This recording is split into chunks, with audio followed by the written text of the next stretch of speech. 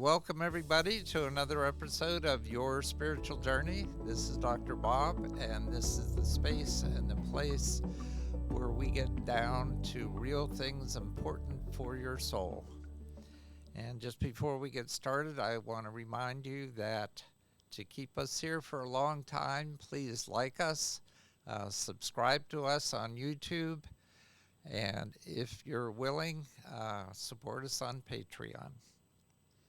So today's guest is Pam Allen Le-Blanc, and just to let you know, I did meet her at the Northeast Reiki Retreat Yes. this year,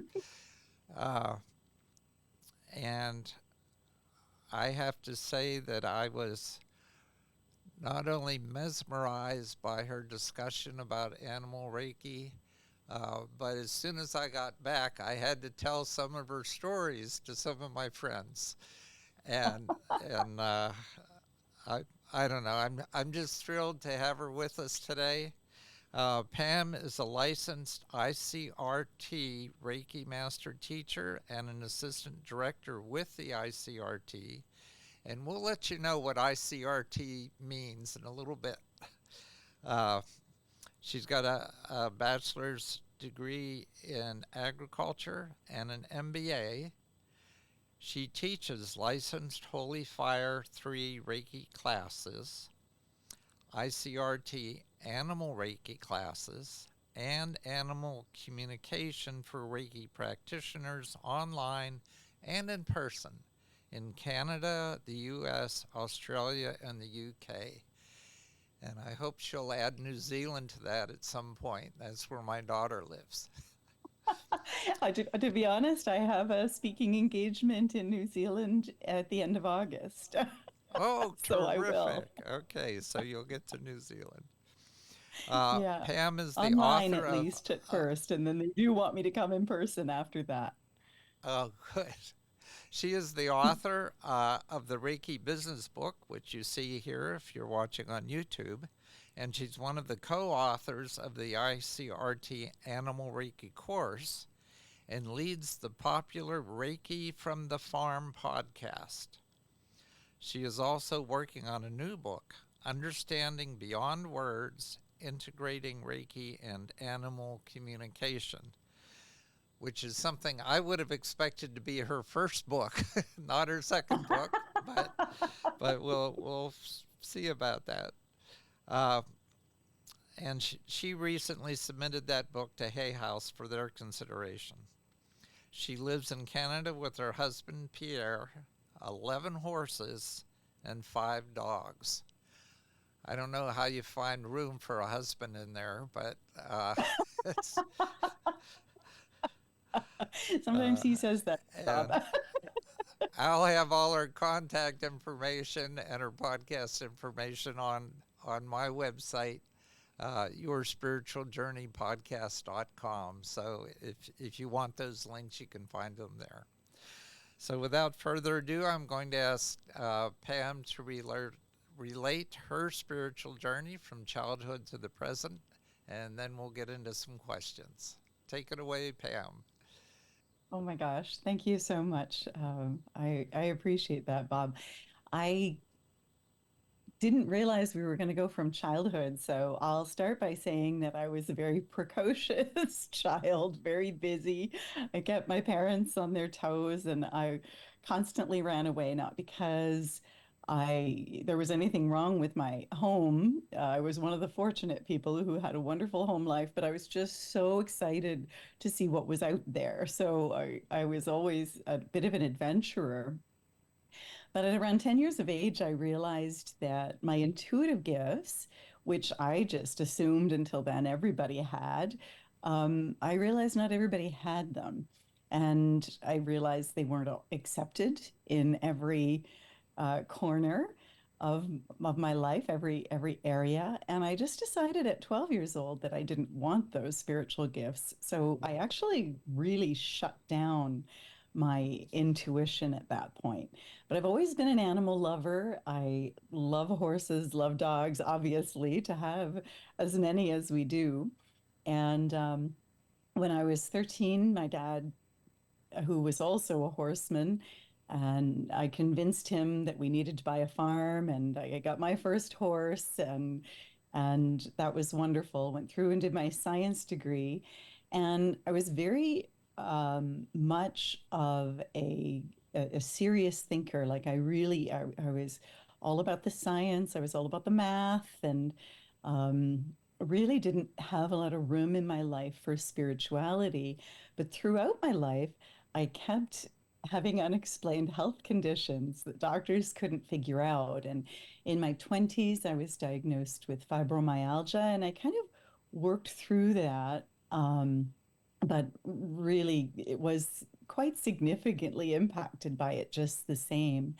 And then in my 40s, another unexplained health condition, and there were many, but these ones were significant. I developed rashes all over my face and neck, and sinus infections, and eyes that ran constantly, and I really looked like death warmed over. And once again, the doctors couldn't figure things out. In hindsight, I realized I was an empath all along, and I was picking up other people's baggage, but my body didn't always know how to process that. So I did learn that eventually. But in my 40s, somebody offered me a Reiki treatment. And I think if I wasn't just at the end of my rope because I had seen the doctor, I'd seen the allergy specialist, they told me there was nothing they could do. If I wasn't at that place, I don't know if I would have leaned into Reiki, but I was at that place where I needed to do something, Bob. And this was a lifeline. This was something that was offered. And my first Reiki session, it wasn't like the angels sang and that I was instantly better, but everything backed off for a while. And more than that, more than the health benefits that I did notice from the session, there was this really underlying feeling of peace and that everything was going to be all right. And I really, even though I had grown up um, in a church and attended regularly and did have some spiritual background for sure, I'd never felt that feeling before that everything was going to be all right. So I really and to say that I was a type A personality, I always say is a bit of an understatement. I always had to have the highest marks and very competitive and so on. And so to have that such a peaceful feeling in myself, I wanted more. So eventually I found my first teacher and learned Reiki. And then after that, even though I didn't want to become a Reiki master because I didn't want the responsibility of teaching humans, and I kind of felt that I would be obligated to, I had a lot of horses that I was giving Reiki to on a regular basis. I had a horse business, and I would usually take in and work with horses that the trainers couldn't get through to and that were really very challenging for people. And I used Reiki as part of that. And after the horses would go home, their humans would tell me that, oh, they're not doing as well now that they're not at your house and getting Reiki every day. So I made a Reiki grid and I sent distance Reiki to these horses. However, if I was busy and couldn't send Reiki on a specific day, I would get at least a half a dozen, 6 to 8 usually, messages from people that said, is there any chance you didn't send Reiki? Because my horse was struggling today. So I actually only became a Reiki master because I wanted to help those horses. And then becoming a master changed everything as it does. It changed my life direction. We were struggling financially. It changed that. It just changed everything as it does. Well, let me back you up a bit here Hmm. because your comment, you were raised in the church. So, Hmm. what church was that? I What was raised in, denomination? yeah, it was a United Church. And not only was I very dedicated to going to church, and my mom was the junior choir director. I sang in the choir, even though I don't really have a spectacular singing voice, but I was just so dedicated. I think I had attendance pins for all 18 years of my life until I went to university. And I became a Sunday school teacher in the church. It just, I don't know, it was something that I really loved. But even with all of that, until Reiki, I didn't feel that peaceful feeling. I remember Yeah. talking to a friend on my podcast who said that she had a wonderful experience with her mother, who, when her mother experienced a Reiki session from my friend Tracy Sullivan, she said, "Oh, that's the feeling I get in church." And when she experienced a Christmas Eve service with her mother one day, Tracy said, "Oh, wait, that's the feeling I get in Reiki sessions." And so I realized that, it's interesting how it finds people. Yeah. Yeah. Yeah. All right. So you're raised in the church. You went to college. Mhm. Uh, have you stuck with the church post college, or a lot of I people give it up during college and then they find it again later? I did give it up during college, and my husband and I did find it for a little while when, after we were married and had our children. But it's interesting. We actually wound up going to a Catholic church because my husband is Catholic, and we went to a few different churches to figure out where we were going to raise our family, and we found a particular priest that we just fell in love with. But unfortunately, after several years, he was moved to a different parish. So at that point, I must say, we did step back, and we tried a few other times, but never really found that connection we were looking for. Mm. Except through Reiki, I guess. Okay, taking you back again to your childhood. You you said that as a child you had these spiritual experiences that you thought that everybody had, and you discovered that no, that was just you, and then you sort of turned your back on those experiences and moved on. So, what exactly were those experiences as a child? What was it Yeah, that made you feel spiritual at the time? the the one and the one that really stands out is that there was a young girl who was killed in a tragic accident in our community. And I remember looking around because I had already dreamed it, like I had already known that it was going to happen. And I realized, didn't everybody else already know that this was going to happen? And I realized, no, they didn't. I just observed the adults and the upset, and I realized, wait, no, not everybody did. And so I just became very observant, and I also felt a lot of guilt, like, well, was there something I should have done with that information? And I was 10. So and I had nobody to coach me or guide me.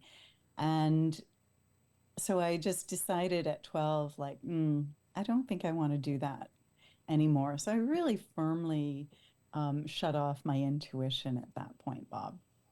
Yeah. Okay. But Reiki opened it up again, and that's what led to animal communication. Yeah. Yeah. So the when I listened to your talk at the Northeast Reiki retreat this year, a couple of your stories really fascinated me, and uh, far be it for me to tell you which ones you should tell, but could Please, you give I'd us love to. uh, just just some snippets of some of your experiences? And I know that you've had them with horses, but you've also had them with other animals. So maybe clue us in on the first time that you knew that you could communicate with an animal. And how did you respond to that experience? Well, like a lot of people, I was really, I had a lot of fear around allowing my intuition to open up again after I had so firmly closed it down as a young person.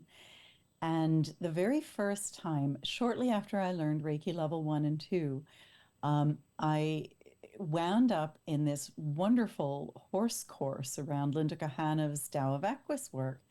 But I was mortified because the very first experience was to go out and talk to the horses and get information and insight through that conversation.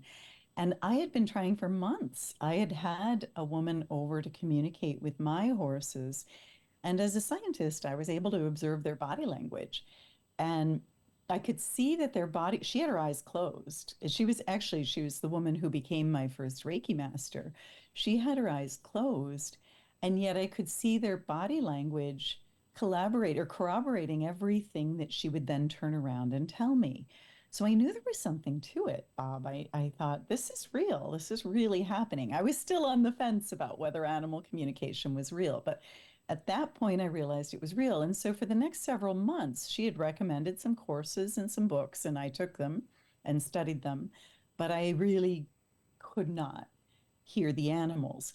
Then I did her level 1 and 2 class. And just after my level 2 class, wound up in this conference where the first exercise was to go listen to the animals. And, I was the only person there who had horse experience. And I was mortified. I thought I was going to really embarrass myself because I wasn't going to be able to hear a thing. And the woman that was helping facilitate the course, I went to her. I didn't know she was an animal communicator. It was the facilitator's mom, and I said, Marilyn, I can't do this one. Everybody else had gone out to the horses. And she said, listen, nobody can hear their own animals, Pam, or it's very difficult to hear your own animals. It's not that nobody can, but it's more difficult. She said, why don't you go out and see if you can listen to ours? Follow the steps she gave you and see if you can listen to ours. And Bob, it's just like somebody flipped a switch. And I could get the information from the animal. And he very clearly told me, you need to open your intuition again.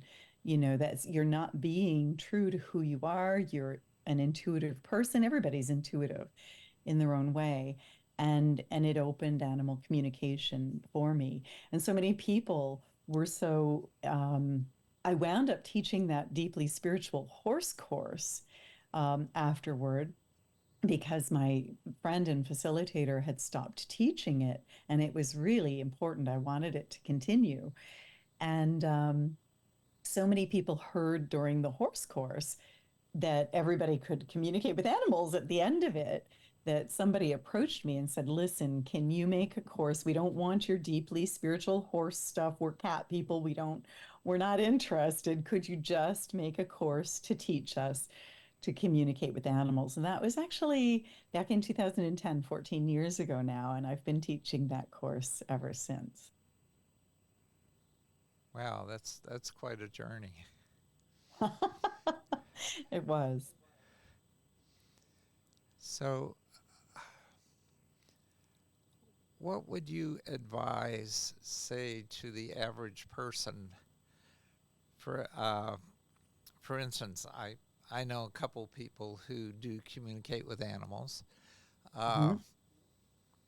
and one of them you may know, Sharon Madison. Uh, she she missed the Northeast Reiki retreat this year, but she wrote a book called Spirit Speaks, and Oh, she yeah. actually she actually described an experience of walking into a room and hearing a voice and looking around and not seeing anybody and finding out it was the turtle in the aquarium. And Amazing. yeah, and the turtle letting her know that he was really hungry and that he hadn't been fed that day, and could she please tell somebody to feed him? Uh, I love that. Yeah. I love Uh, anyway, uh, I work on communicating with my cat, and Mhm. and there is some cat language from him that I understand, and we actually talk to each other by opening our mouths and going Yeah. like that, and Yeah. he does it back to me, and we play this game. Uh, and his body language is so obvious in his demands and what he wants. He's very communicative that way. Uh, but I have to say that I've never telepathically felt words, I guess, or something Right. that would resemble words. Right. So, is there something that you would say to someone who's got a pet who wants to understand them better or know them better, that you can say, well, if you tried this or tried that, that would probably get you started on this road? There's a couple of things that I'd love to let people know if I could. The first thing is that we always think it comes from the head, the way that, my communication with you is happening right now. It's happening through my brain and it's translating into language. That's actually not how telepathic communication happens. So it's interesting because the word telepathic just it instantly makes us think of the head. Telepathic communication actually happens through the heart. And the heart math, the Institute of Heart Math has shown us that the heart is over 5,000 times more powerful than the head, that there is, there's a heart brain, and that brain can produce over 5,000 times more energy that can be measured than the head can.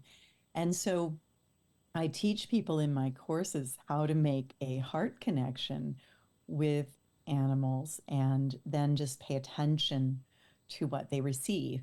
But the other thing that's really important um, is that we often think it's going to sound like this, like a conversation that you and I are having. Animals actually look at out loud conversations as clutter because they're unnecessary when you can communicate telepathically. Sometimes I think some of our um, beautiful people on the autism spectrum may feel the same way. But what's really interesting to know is that our intuition is individual. So for me, I don't hear words like your friend. So she's clairaudient, which means it's words for her, which is fantastic because for her, it will sound a little bit more like this type of communication. For me, a clairempath, meaning empathy. So I tend to more get the feelings from an animal and what they're feeling about certain things. And then in my job as an animal communicator, because I do, people can book Reiki, animal Reiki, or animal communication sessions with me, or a combination of all three. And so when I'm doing the job as an animal communicator, I have to take those feelings and translate them into words for the person that I'm on the phone with. But we also have people who are claircognizant, and that's my secondary gift, which is I just know, but I don't know how I know. We also have people who have clairintellect, which means it's thoughts. So it kind of sounds like their own thoughts. That can be a bit confusing. And I know that one of the things that I I discovered over the last 14 years of teaching people how to use their gifts is that just teaching them how to discern what is their own thought, for instance, or their and what is actually what is coming in. And so we have a lot of different ways. There's people who are clairtangent and they're going to get a clear um, if they touch something, they're going to get information. There are people that are clairsentient. I also had the gift of clairsentience, which meant that if an animal was ill, for instance, or experiencing pain, I would experience some of the pain in my body. So there's all these different ways that our intuition works. And so it's just sort of learning. There's a wonderful handout on Colleen Benelli's website, Reiki Lifestyles, that kind of goes through some of the different clairs. And I will be talking about those clairs as well in my book, because we've discovered that once we walk people through figuring out how their intuition works, then they can more clearly understand what their animal is trying to tell them. And then I do something a little different. I haven't actually taken a lot of courses in this. It's been something that the animals and I have developed together, more or less with trial and error. And so I also teach, kind of what animal communication can do and what it can't do and the ethics around it. But I teach people how to verify their work through body dowsing or dowsing with L rods. And that way and also what to do when you're wrong, because sometimes you are going to misinterpret what an animal says. So I teach people how to just dowse. And so anybody who knows how to use a pendulum or an L rod or body dowsing or muscle testing you can then check, like, did I understand that correctly? And I talk about how to formulate the question, because we don't want double negatives. We don't want, two or three thoughts in a sentence. It's really important to keep things clear so that we can kind of figure out if we do go off track, and we will sometimes with what we understand. It's okay. Um, we just keep trying. But I love that animals are so intelligent. I remember that I had one horse, Bob, who she my horses learned to nod their head yes, like the same way your cat has learned to open his mouth and talk with you. My horses, I have one horse that would just nod her head yes so vehemently, her hair would flop around. And then if it was no, she would shake her head no, and again her hair would flop around. And I said to her one day, why are you so obvious and demonstrative when you are, saying yes and no? And my horses have all learned that, from watching us and imitating us. And I said, why are you so big with your expressions? And she said, because I had been trying to talk to people for 18 years before you finally figured it out. And I am not taking a chance that you're going to get it wrong. So I just love that. But you mentioned cats. My friend Jerry Mikadis, who you also met at the Northeast Reiki retreat, she's one of our licensed teachers. Jerry is deaf. And sometimes when she's at home in her apartment, or many times, she says, in Chicago, she takes off her cochlear implants, so she can't hear things, and so her cats have started to sign to her. They put their paws up and they use sign language when they know that she can't hear their meows and things, and they've just observed her, and they have their own signs for different That's things. Animals are fascinating. brilliant. And when we were developing with my co-authors, Colleen Benelli, Robin Benelli, and Sue Strong, when we were developing the Animal Reiki course, um, we not only did we listen to the energy and listen to what the animals wanted, but animal communication was a really helpful part of that, and yeah. So I told the audience that we would explain ICRT and being licensed by the ICRT. So what's that all about? Oh, I'm so glad you asked. Actually, that's what I am the assistant director of. Um, you know what? After I had been a Reiki master, I became a Reiki master in 2011 in Stonehenge with William Rand. And the ICRT is an organization that William founded. It stands for the International Center for Reiki Training. And one of the reasons he founded it was to promote friendly cooperation among all Reiki practitioners everywhere, regardless of our lineage. It was to try and provide teaching materials for us, and just, really high standards for teaching classes, among other things. There are other reasons, but those are some of the reasons that he created this organization. And do you know, it fairly quickly became the largest Reiki organization in the world, and that's where it stands today.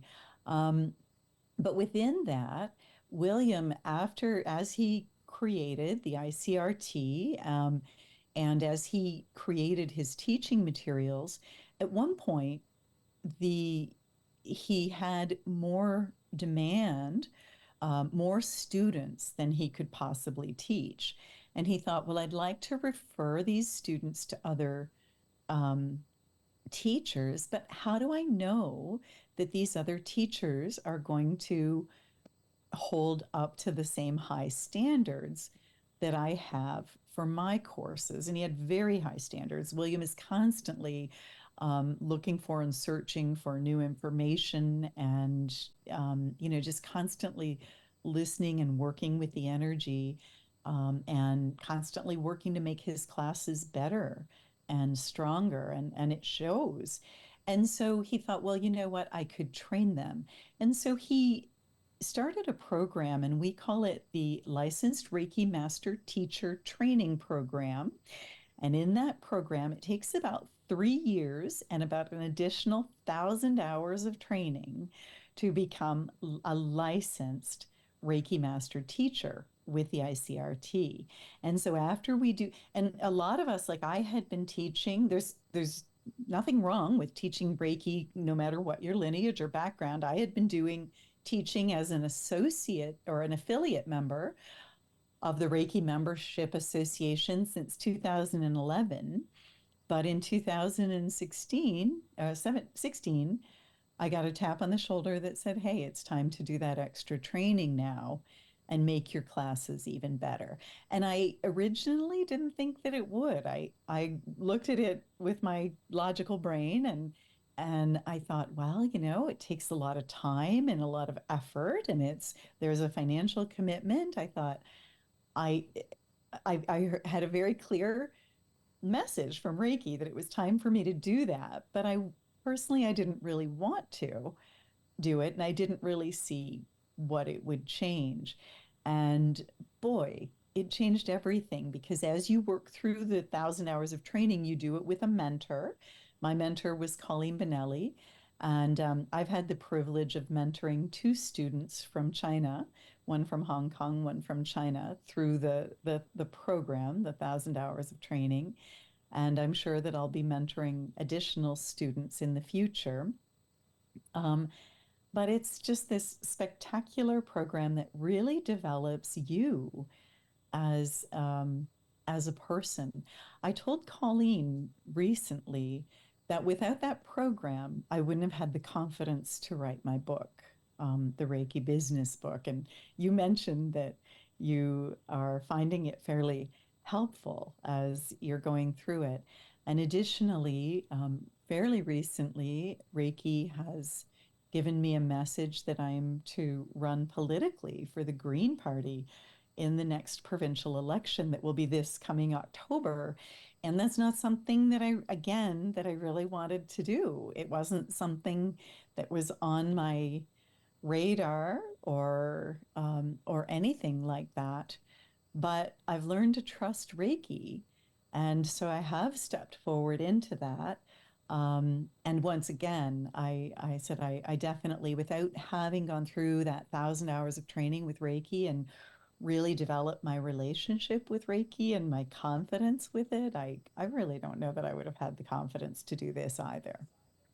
Well, we have quite a Canadian following on this podcast, so those of you who are watching and listening from Canada, you now know that you've got an excellent Green Party candidate here who is coming directly from her heart, and the universe has put her in this position to run for office. So keep that in mind. Enough of Yeah. the political plugs here. I would Thank I you, would like Bob. to get on.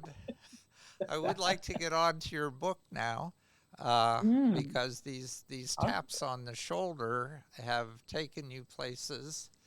Uh, where you wonder about, I never thought I would go what this am I way. doing? What is this about? And I ask I that have all to the time. say that I had a couple taps on the shoulder. One was to go to Rwanda for 7 months, uh, Really? which, yeah, and I listened to that and did it. Uh, the other was to start this podcast, and I had a tap on the shoulder for mine too, so I know what you mean. I never even listened to podcasts, so it was it was like, okay, how do I do this? So I get it. Those taps on the shoulder sometimes, if you don't listen to them, then they bang you over the head. So Right, you're better right. off listening to them early when they come. So just give us some background on this book, why you went this direction, because like I said in the introduction, I would have expected your first book to be about animals. So Yeah, this, and the other thing is, I did not expect to enjoy your book. Right up front, I'll just tell you, because that's okay. I was not interested in starting a Reiki business. I do Reiki, and I do it for donation to the church, uh, Hmm. and I do it with two other Reiki masters, and we have a good time. Uh, but recently have been thinking about, okay, maybe I should be doing more with this than just what I'm doing at the church. And your book just opened my eyes to so many things. So anyway, thank you for that. I Oh, you're so will welcome. definitely, I'm going to recommend it to all my Reiki friends, just for sure. Oh, thank you, Bob. I got those glory bumps when you said that, that you're open to the possibilities, and that's why I wrote it. And I do want to hear about that tap on the shoulder to you with regards to Rwanda at some point, because I do have a tap from Africa as far as bringing Reiki into some of the orphanages there. Uh, And I don't know what that's going to look like or when, but I do know that will be somewhere in the future, and I'll be delighted to be a part of it, whatever that looks like. And the podcast, it was such a steep learning curve. I had no idea what I was doing, and I wasn't very good with technology. But the yeah. book was the same thing. And I with the book, I like to start in March. It was March of 2020. Does anybody listening remember March of 2020? Oh, yeah. Because I had just been teaching a Reiki class in London, England. And at the time, just before the class, the president of the US, it was Donald Trump at the time, announced that they were going to be closing borders and and so on. And when I went over, there was some talk about COVID, but people didn't really understand the possibilities. And so I decided to stay the weekend and continue to teach my course, even though in the end I just taught the host, the person who was hosting me, and we were grateful for that. Like everybody else backed off. But I knew that weekend I wasn't getting home anyway. And so the Monday morning, I showed up at 5 a.m. at the airport. We were supposed to stay longer, my husband and I, and take a vacation together, but obviously it was time to get home on Monday morning. And so I was at Heathrow Airport, and there was just chaos all around me, and people were saying that they had been there every day all week. People in line behind me. I was very first in line, second in line, I guess, being there at 5 a.m. And the Air Canada booth opened at 8. And so at 8 o'clock, when they began seeing people and leading up to that, I was FaceTiming my husband, and he was panicking back here in Canada. Like, just, I mean, they were grounding flights like you were watching flights get canceled on the screen. I literally bought a flight to try to get home earlier, and then 10 minutes later watch it get canceled, before I had even seen the Air Canada representative. And so he was just freaking out. He said, "Why are you so calm right now?" And I just thought for a minute and I said, well, Reiki. I know it's all going to work out. I may have to sleep in an airport for a day or two or whatever, but I just know it's going to be fine. I'm going to get home all right. And so he pointed that out to me. And then after I got through, and the Air Canada representative was amazing, she told me, like, I can't get you on anything till tomorrow. You're going to be sleeping in the airport. However, a lot of people aren't showing up for their flights. So you're only allowed in 24 hours before, but go to every flight going to Canada because they were closing airports and everything at that point. And so she gave me the strategies as to what to do. And then I just had to wait on that side of the barrier for a while until I was allowed to go through the check-in gate.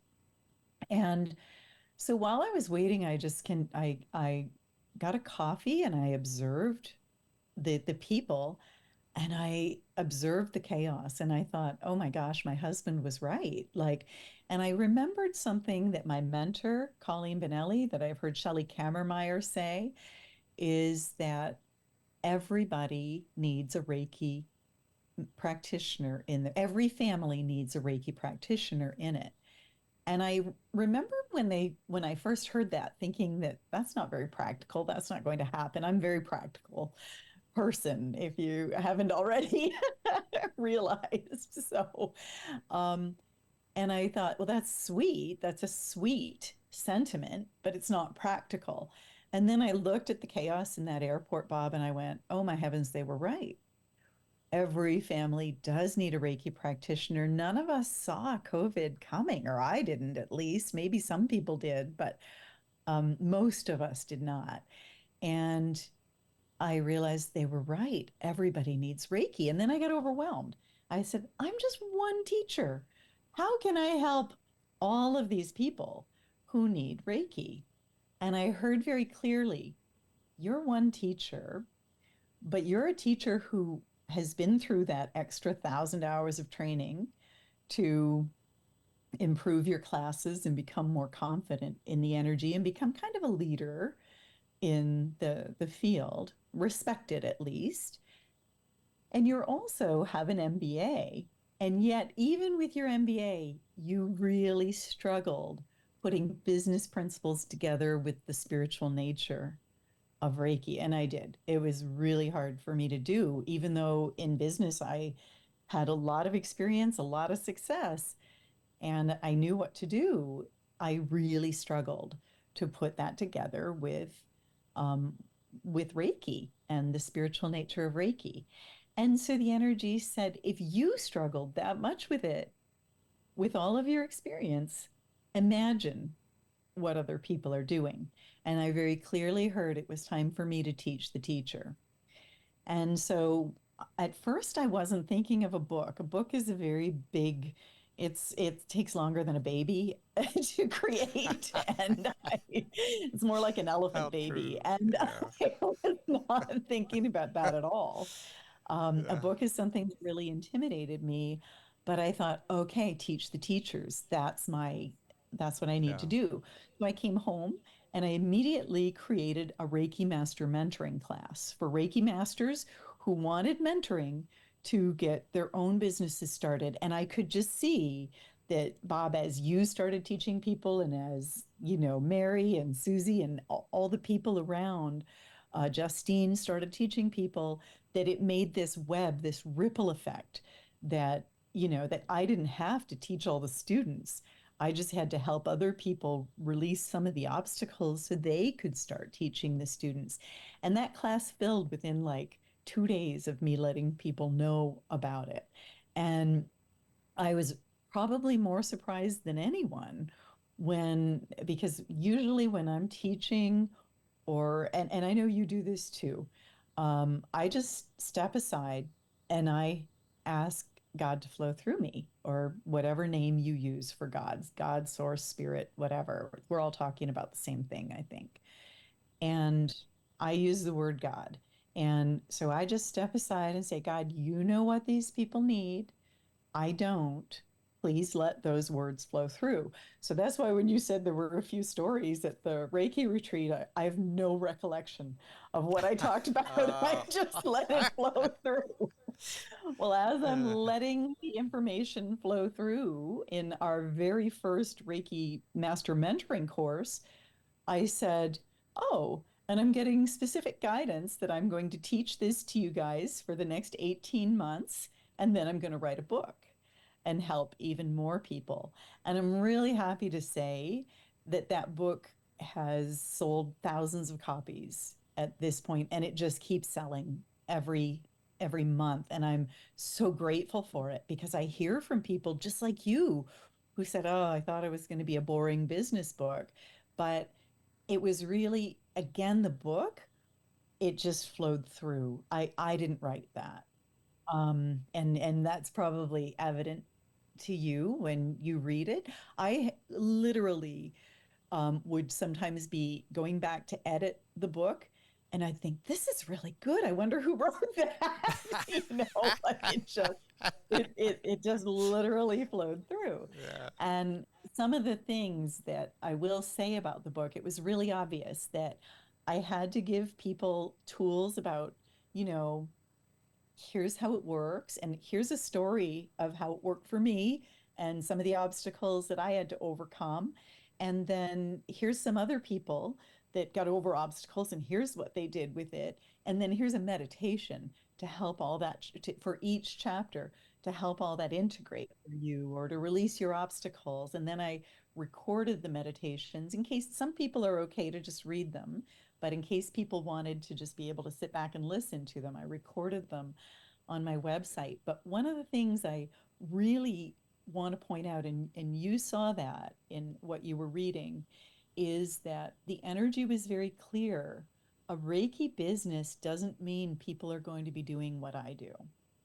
It doesn't mean, like, I have one student who's a lawyer, and she started offering Reiki sessions. She practices family law, which is very stressful, and um, people are usually they've gotten to the point of irreconcilable differences, and she gives Reiki sessions to her clients before they begin, and they do Reiki sessions before their trials. And they've noticed that even though the outcomes haven't significantly changed, they still win some and lose some, just like they always have. It's not about that. It's not about necessarily impacting the outcome. What has been impacted is how people receive the outcomes, that they are much more open to, whatever the results are, and much more relaxed about it, much calmer about it, and that sort of thing. They can understand them, and they can handle them better. And she's just noticed it's made such a difference. I have another student who's an artist, and she knows that, and these are people that figured out their path in our course, and then that's kind of what I recorded in the book, are the steps that we took. And she realized, like, I'm not supposed to be a Reiki master like you and teach classes and do sessions. I'm supposed to put Reiki in my art so that people will, as they look at my art, they will receive healing. And she was very, very nervous. She's a classically trained artist, and she's very good. And for her, it's surprising to me that as a scientist, I can more easily say I do Reiki than she can as an Uh, artist. It really was not yeah. accepted in the art field. And her very first uh, showing, gallery opening, or that she did, people just stood there looking at her wall and sobbed, and just released old things. So that was really clear that, sometimes being a Reiki practitioner doesn't mean this, what I'm doing. Sometimes it does, and we walk you, and the book tries to walk you through what to do for that too. But sometimes it means rolling it into your ministry. Sometimes it means being an esthetician and bringing it into your sessions, a hairdresser, an accountant, like doctors and nurses, animal practitioners. There's so many ways that we can spread Reiki. Why limit it to Yeah, sessions yeah. and classes. Well, I highly recommend the book, and I know that I will be using it and referring to it constantly. Oh I hate to say this, but we've already reached the end of our time. my Uh, gosh. at the end of each podcast, I ask the guests to leave our audience with some words of wisdom. And you have so many words of wisdom in that book. Now, you may not lay claim to them as your words of wisdom, but they don't have to be your words. So, if there's anything you'd like to leave the audience with, now's the time. Oh, thank you, Bob. That's such a great way to end. You know, I'm going to talk about really briefly about the first exercise in the book, which helps us define like what our spiritual path is, I think. And that is if you really quickly think about 3 to 5 things that you're passionate about and write them down without giving them too much thought. And if you have more than that, that's fine. If you have less than that, that's fine. But just write them down really quickly. And then you might want to set a timer for a minute or 2 minutes at the most. And then really quickly think about 3 to 5 things in your life that you've done that you're really proud of. And just write those down quickly without giving them much thought. And then you circle back to those things and you circle one of each of those two lists without giving it too much thought. We're not asking our brain to choose this, we're tapping into our spirit for this. That gives you an insight into what your life purpose is. I couldn't figure out my life purpose. I knew it had to do with teaching Reiki, I knew it had to do with horses, animals, a lot of things. And teaching was there. But when I did that exercise, I realized, oh, those are just tools. My life purpose is to help people be the best they can be and reach their potential.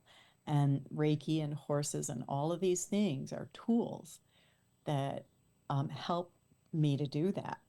So that's really a great way to get an idea of what your life path is. And I'd really encourage you to give that a try. And also, anybody who wants to go on to the website, PamAllen-LeBlanc.love, um, you can download the first chapter of my book for free when you register for the newsletter.